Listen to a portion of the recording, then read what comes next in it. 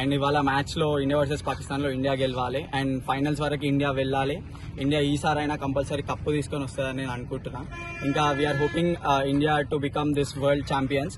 And తర్వాత ODI world cup కానీ test world cup కానీ ప్రతి ఒక్కటి కూడా ఇండియా నెంబర్ 1 ఆల్రెడీ 2023లో అయిపోయింది.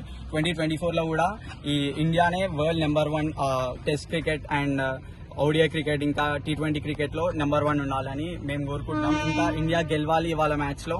ఇంకా పాకిస్తాన్ ఇంకా ఇండియా అంటే ఎప్పటికీ ఫర్ ఎవర్ రైవల్రీ కాబట్టి ఎప్పటికీ ఇండియానే గెలవాలి. ఒక్కసారి 2 సారి పాకిస్తాన్ గెలిచింది, ఇక చాలు. ఒక్కసారి 2 సార్లు చాలు. ఇక మొత్తం ఇండియానే గెలవాలి. ఇవాళ మ్యాచ్ లో మాత్రం compulsory Rohit Sharma half century అనుకుంటున్నా, విరాట్ కోహ్లీ కూడా హాఫ్ సెంచరీ అనుకుంటున్నా. ఇంకా ఆల్రౌండర్స్ గుడ్ పర్ఫార్మెన్స్ ఉంటుంది అనుకుంటున్నా. ఇంకా బుమ్రా కూడా బుమ్రా చేసి ఒక 4 వికెట్లు తీస్తాడు అనుకుంటున్నా. సిరాజ్ కూడా ఒక కపుల్ ఆఫ్ వికెట్స్ తీసి ఇండియాని గెలుపు వైపు నడిపిస్తారు అనుకుంటున్నా. Thank you. సో ఈ రోజు మ్యాచ్ లో టాస్ ఎవరు గెలిస్తే బాగుంటుంది అనుకుంటున్నా? యాక్చువల్ అయితే ఇండియానే గెలవాలి. ఇండియా గెలిస్తే మనకి కండిషన్స్ బట్టి బౌలింగ్ ఆర్ చేసింగ్ తీసుకోవచ్చు. సో బేస్డ్ ఆన్ పిచ్ మనం డిసైడ్ అవుతాం కాబట్టి కంపల్సరీ టాస్ కూడా ఇండియా గెలవాలి. టాస్ గెలవాలి, మ్యాచ్ గెలవాలి.